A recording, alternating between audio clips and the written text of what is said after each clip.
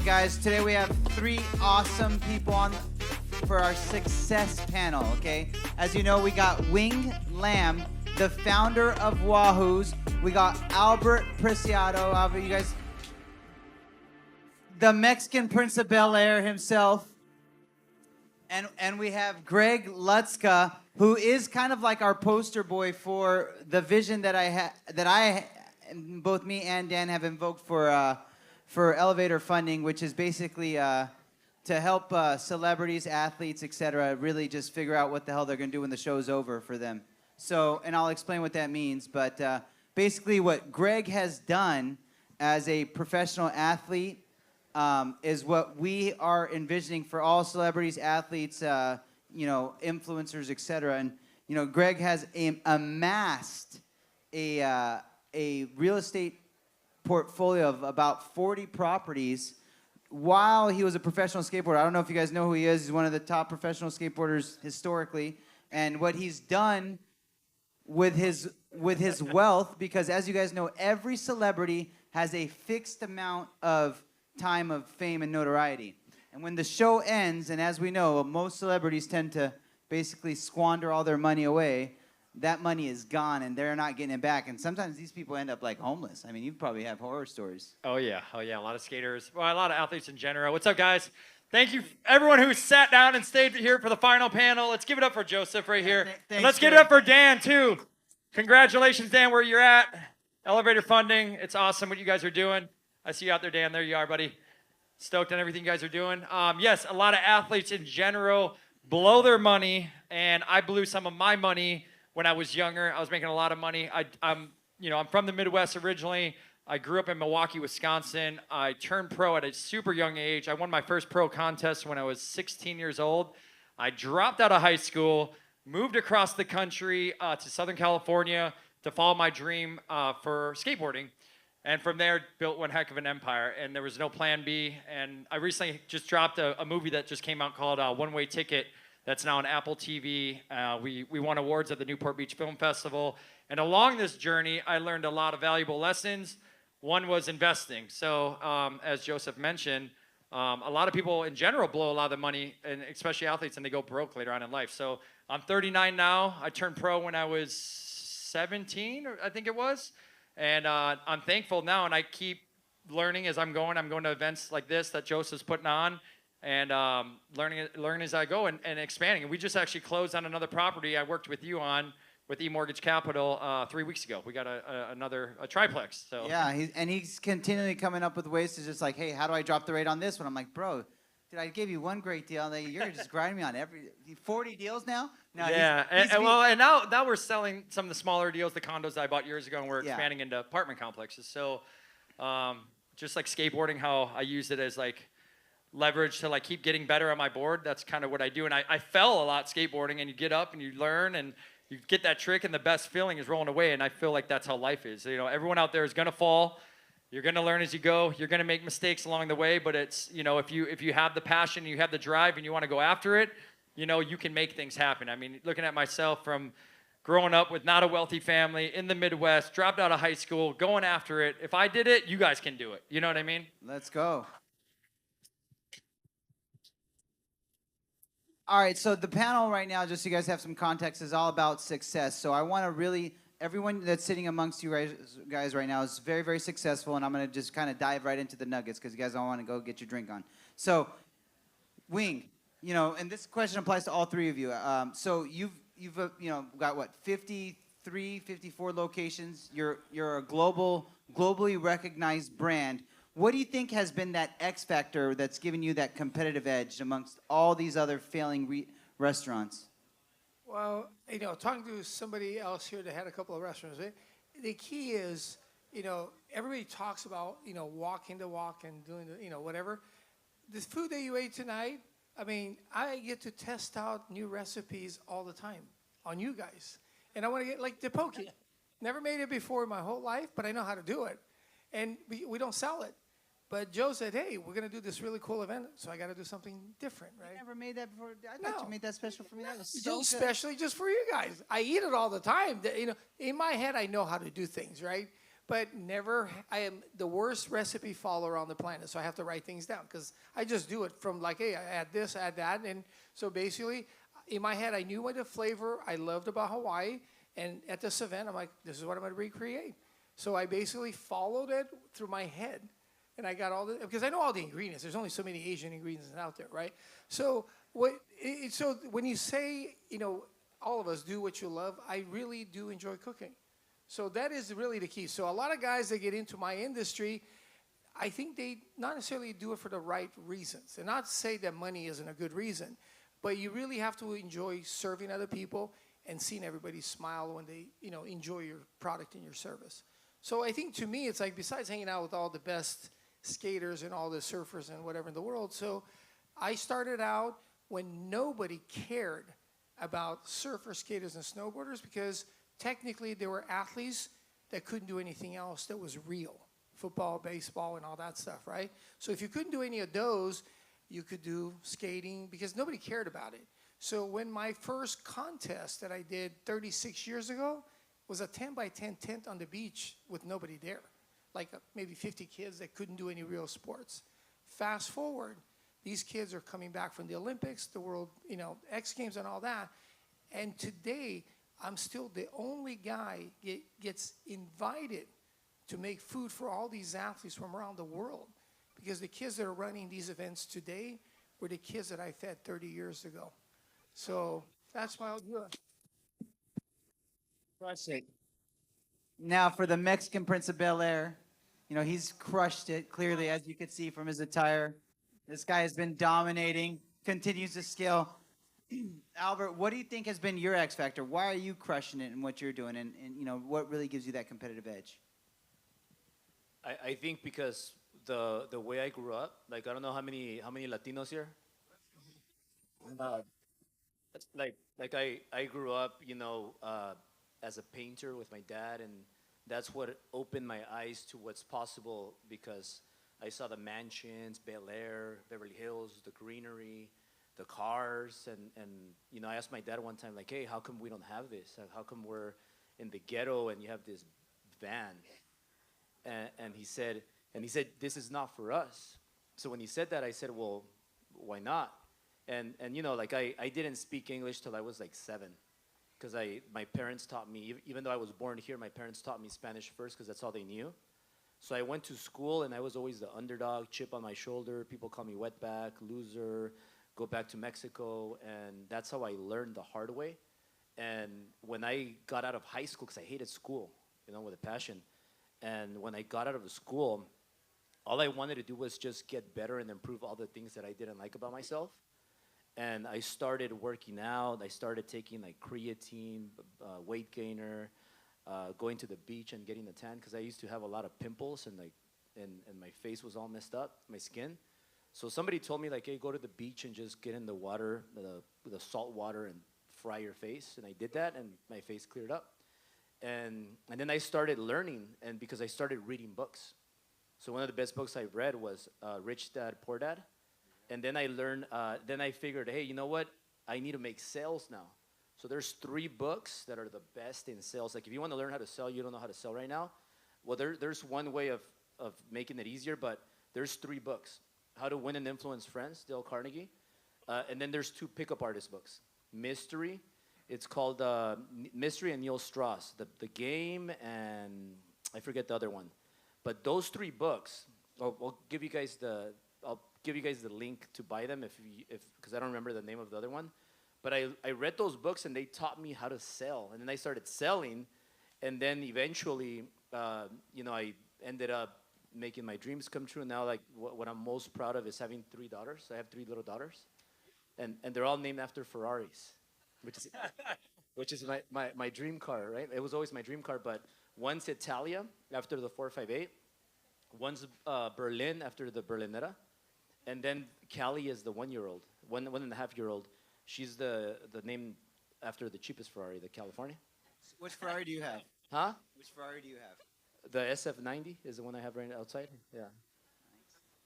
But that just shows you that even if you're Latino or Mexican, whatever, si se puede.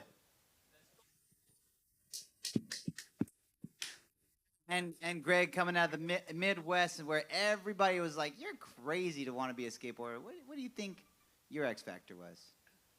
Yeah, I mean, growing up as a kid, I just loved skateboarding. That was it. My mom worked for the city. Neil Levin came in and basically wanted to open a skate park in my hometown. My mom helped get a $50,000 grant for Neil, so that like kick-started everything. Where Neil's like was so grateful. We didn't have money as kids, but the city did. Or my parents didn't have crazy money like that to give up for a skate park, but the city did. So my mom got the money from the city.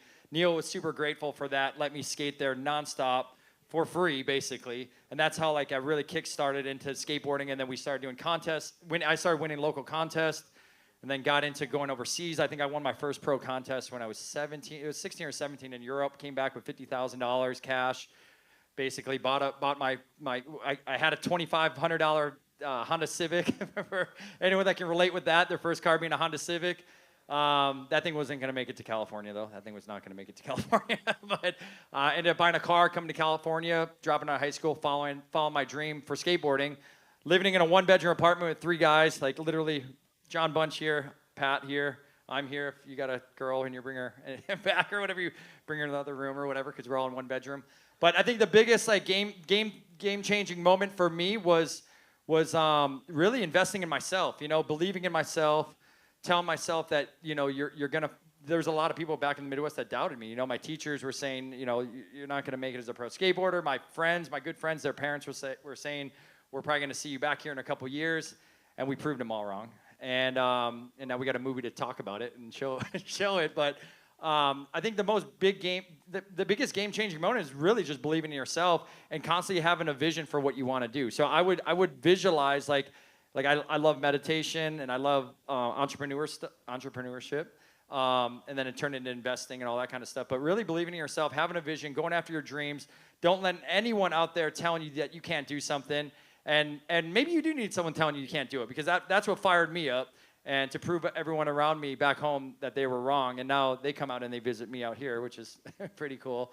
But yeah, I'd say game-changing moment would just be believing in yourself. And then when I did get into the skateboard industry and I started riding for these sponsors, it was like, how do I make myself different from what all the other pros were doing, right? So a lot of the pros back then, as Wing would know this kind of story, is they were riding for a lot of the core skateboard companies. And in the world of skateboarding or surfing or snowboarding, core is kind of poor, right? But it's cool. It's riding for the cool brands, riding for the Volcom back in the day before they were corporate and they kind of, sold and all that stuff.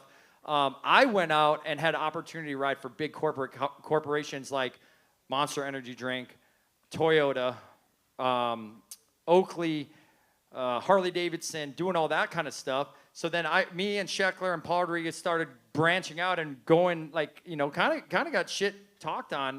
Dudes were talking shit because we're kind of so-called selling out. But at that time, we were making money, right? And I was taking this money and I was investing in real estate, knowing that I'm not going to be a professional skateboarder forever. And then eventually the real estate portfolio grew higher. At one point, at 29, 30, I started losing sponsors because, there's new kids on the block coming in. And thank God I did invest. And the real estate portfolio was starting to outdo my skateboard portfolio. And I was realizing that. And that's, with timing and everything that kind of goes on in life.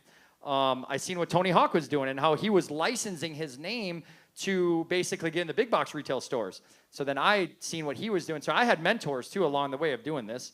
So we set the trend for going out and riding for corporate companies. Then looking at like, what's the next thing I'm gonna do? I look up to Rob Dyrdek, Tony Hawk, these guys. They were licensing their name to get their boards and stuff into big box retail. So I would go to licensing shows in Las Vegas, and I would go and I would hustle, man. I didn't know what I was doing there other than like, I'm here to meet people. I'm getting my boards in Walmart. I signed a deal with a company called Roller Derby because I met Lisa Lloyd that was on the first season of Shark Tank, and she taught me how to go make this deal happen. I'm thinking, okay, I'm going to go and I'm going to do a deal with Walmart. That's not how business works. But this is how I thought it was going to happen. She said, Greg, I've done a lot of licensing deals. You need to do your homework here. I'm going to teach you how to do this. It was very simple. And this is a good learning experience, I think, for anyone that's in the crowd that ever wants to get into licensing that I learned. She goes, I want you to go down the aisle in Walmart or Target. I want you to look at the skateboards on the wall. Because I'm thinking I'm going to do a deal with Walmart to get my boards at Walmart. She's like, I want you to look at the boards, and I want you to look at the bottom right or left-hand corner. There's a manufacturing company right there, right?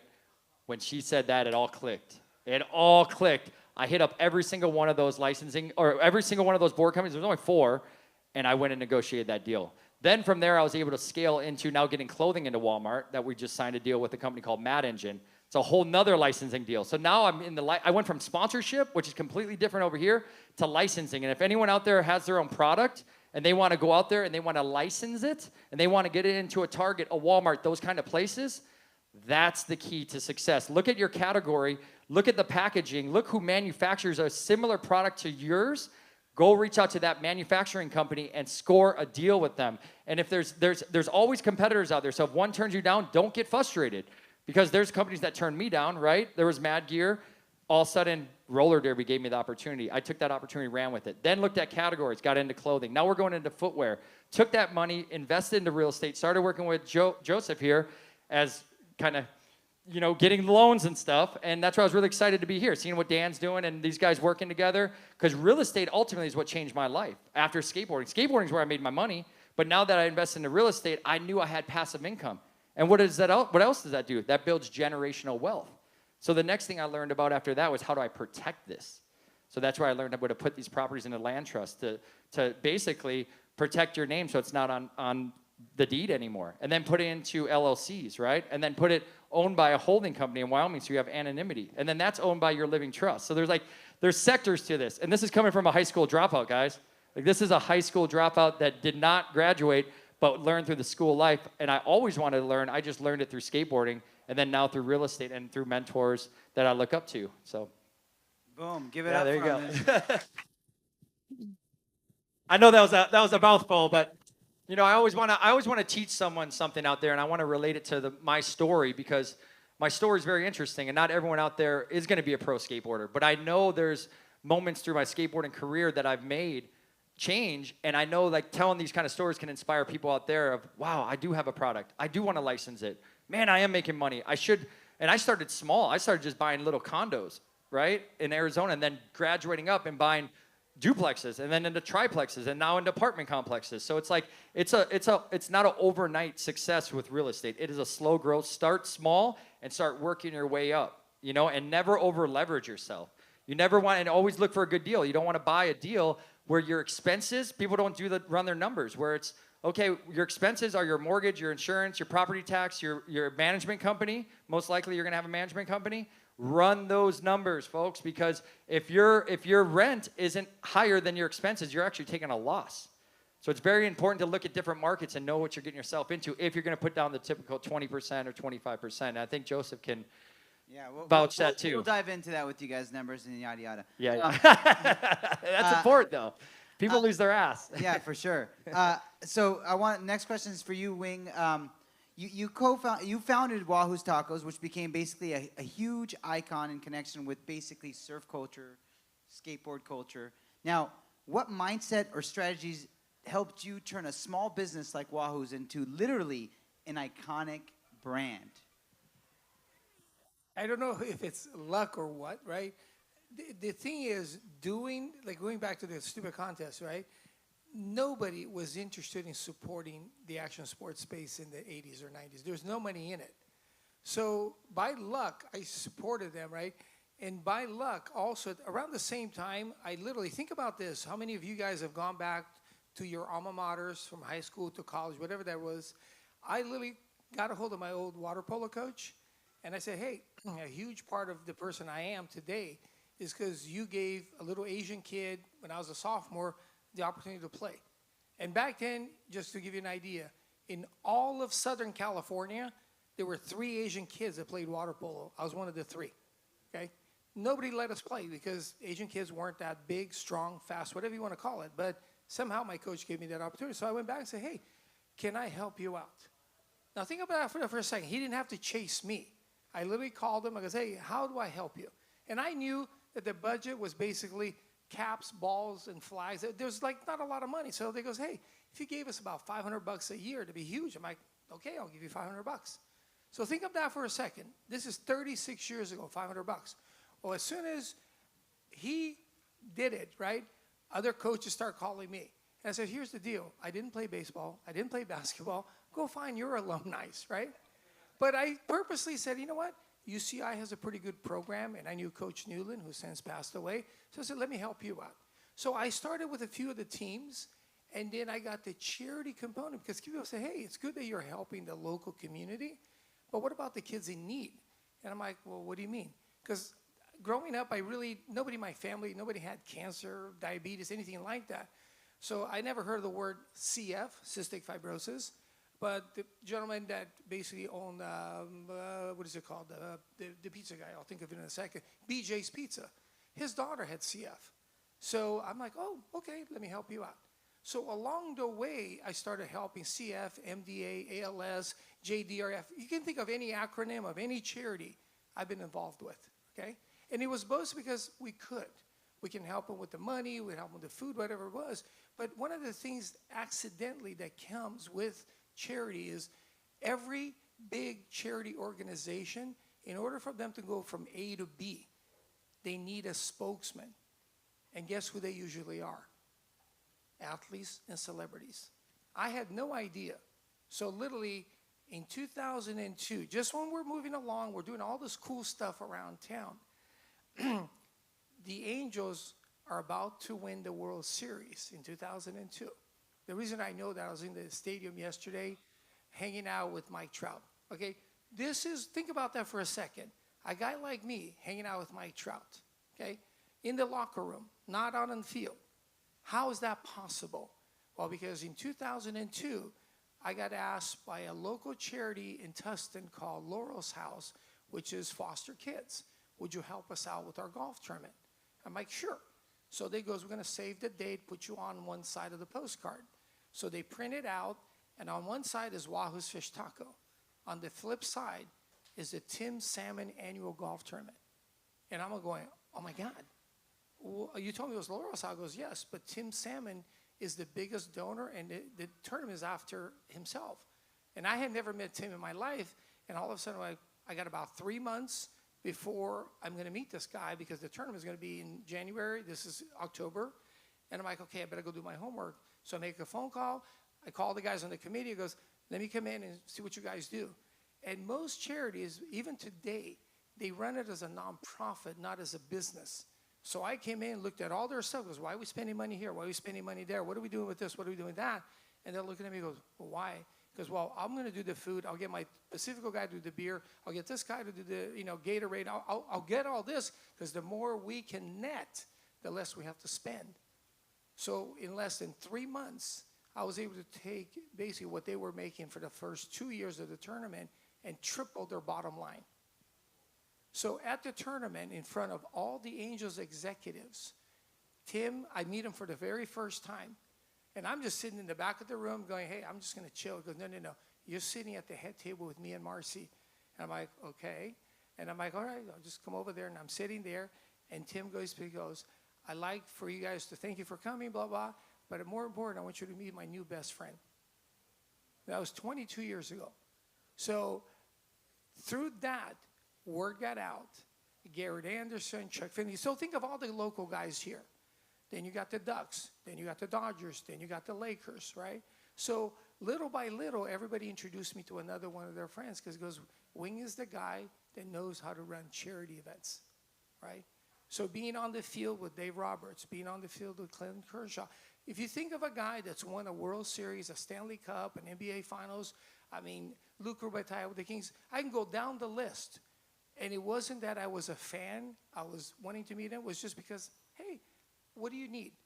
So think about what we do as in services. Like what Joe does is, hey, how can I solve your problem?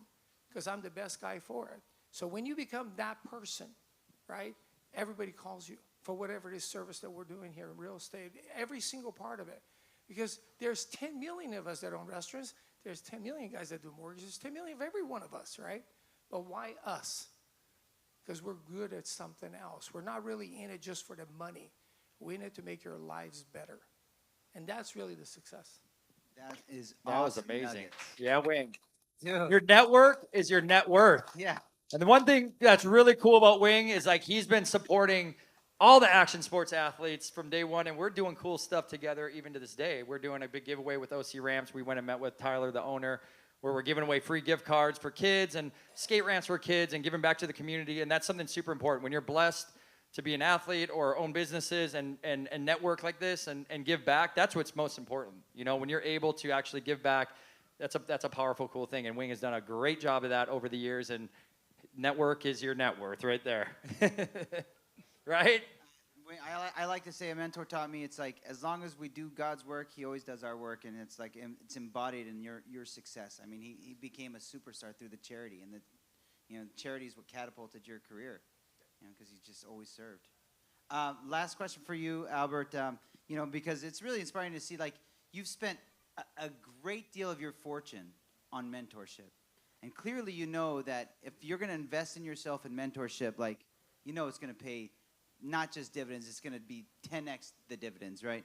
How has mentorship impacted your journey, and what advice would you give aspiring entrepreneurs who are seeking guidance with mentorship? It's the most important thing. The most important thing you could spend money on, invest money in, is in yourself. And number 2 is your business. So I was talking to Eric Spofford earlier. We did a podcast. I know Eric. For a while, he sold one of his businesses for $115 million, and $115 million, and to me, somebody like that has exited, sold a business, that's a track record. So I like to learn from people that have track records. There's a lot of people that have been flashing and living a good lifestyle for 3 years, 4 years, 5 years. That's cute, but there's not a lot of people that have been showing it for a decade or more. Like Dan Fleischman has been around forever. Like that guy has a track record. People are gonna talk about people that have a track record, but guess what? The track record continues. So 10 years ago, I made the best investment ever. I paid out. Do you guys know Patrick Bet-David? Yeah. So Patrick Bet-David is a friend of mine. We voice note. He sends me videos for my birthdays all the time. And whenever I have a question about business or a concern, I run it through him, among many others. But he's great. And 10 years ago, I paid him $10,000 for 4 sessions. So 10 years ago, I hired him, and also Grant Cardone. But I hired Patrick, and I paid him $10,000 for 4 sessions that included like dinner, going to his house, hanging out, lunch, like a lot of VIP private stuff. Now it's like hundreds of thousands of dollars if he even does that. But I hired Grant first, and Grant Cardone, he taught me like sales, building your army, and just making money. But then what happened is I got stuck because I didn't have operations, systems, processes in place. So I wanted to hire somebody that had a real business, meaning had a lot of employees, a lot of salespeople, and was building a company. And he was building PHP at the time. So he had a bunch of people that he was managing.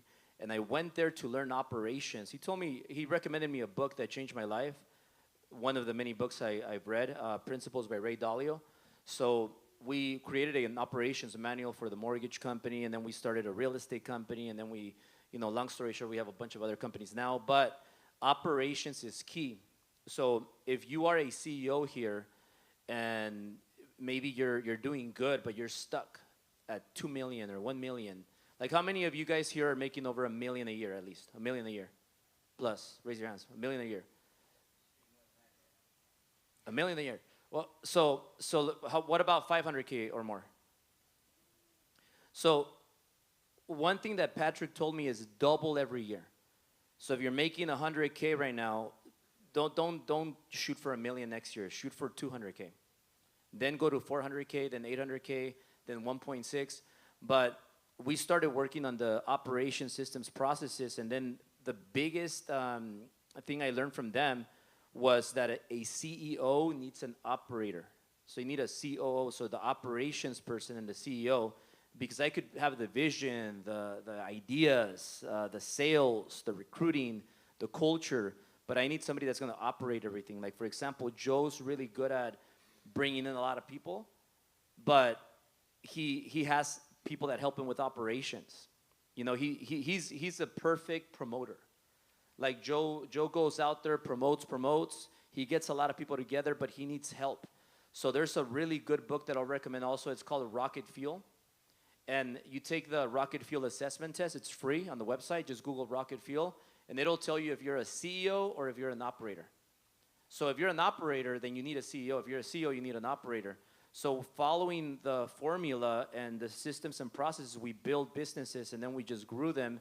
And then after that, you know, you keep just investing in mentorships. And the last mentorship I invested in is in John Maxwell. I don't know if you guys know John Maxwell, but I paid him $400,000 to mentor me one-on-one. And then it included a few one-on-one sessions. I have to fly in private because he doesn't fly commercial. And I also included like podcasts. He came to my Driven event. So he spoke at my Driven event. So I wanted to hire him because, and this is very, there's three things you need to always be, and this is me. You see, some of you that know me, you see me on social media, and maybe I appear to be an arrogant motherfucker, but I'm a very humble guy. So Much smarter than he is on social media. Dude. You can't tell. Three things. This guy is. Three things you need is you always have to remain humble, coachable, and hungry. And in 2021, everything was great, beautiful. We made over $30 million in revenue, and I thought I made it. And then 6 months later, I start losing people that are leaving somewhere else, and people want better compensation plans. And so what I did is I looked in the mirror and I said, you know what? I need more mentorship. And I said, I need to become a better leader, or I need to improve my leadership skills, because we cannot keep losing people. So I went out and hired John Maxwell because I saw the money coming down. You know, and I'm not shy to share things like that, because business is ups and downs. And I started seeing money down, losing people. So I said, you know what? Before I run out of money, I'm going to hire the greatest leadership coach, John Maxwell. Hired John Maxwell, and he gave me a lot of deep insights, and I spent a lot of time with him. But I've invested money in Tim Grover, Michael Jordan and Kobe Bryant's coach, Les Brown. I mean, I could go on and on, but like the Bilyeux, Tom Bilyeux, and Lisa Bilyeux. So all of these people, if it weren't for them, I wouldn't be here. And always remain a student, because you never know who you are around. And for example, like I see Eric Spofford, I see Dan Fleischman, I see what Joseph's created. You know, he started, he has the biggest mortgage brokerage in the nation. So like I see them, and instead of me feeling bad or maybe like there's a lot of envy out there, like I look up to people like that. I want to learn from them, and if you could learn 10% from each person, then that's going to take you very long, very far. So remember that, like, there's a lot of people right here, right? I'll say 60, 70 people right now that I can see in the room. One or two of you guys are going to be the next big shit. What I mean by that is there's like 1 or 2 billionaires in the making here, maybe one. I know everybody wants it, but reality is that there's going to be 1 or 2 that are going to put in the work, and you're going to sacrifice. You're going to battle heart attacks. You're going to keep going when people doubt you. Like, you're going to go through anything. And I know that everybody wants to be it, but you guys put a great show, a great event here together, and proud of what you've created. Joseph, Dan, my amigo, partner. I know your name. I'll tell you later. Sam. Yeah, Sam. I met Sam. Sam is the guy behind the operations. We talked, and I interviewed him for 30 minutes because I was picking his brain, because he's a smart one. Just the looks here. And I got, you could ask Anthony. Like I was like learning a lot. But look, you learn 10% from different people. Just never forget where you came from, and always remain coachable, hungry, and humble, and you're gonna get very far in life. So I can't wait for next time that I'm here, or maybe in 5 years, to see who in this room, or maybe 2 people, are the next big billionaires in the making. Let's give it up for our success panelists, and let's get this party started. DJ,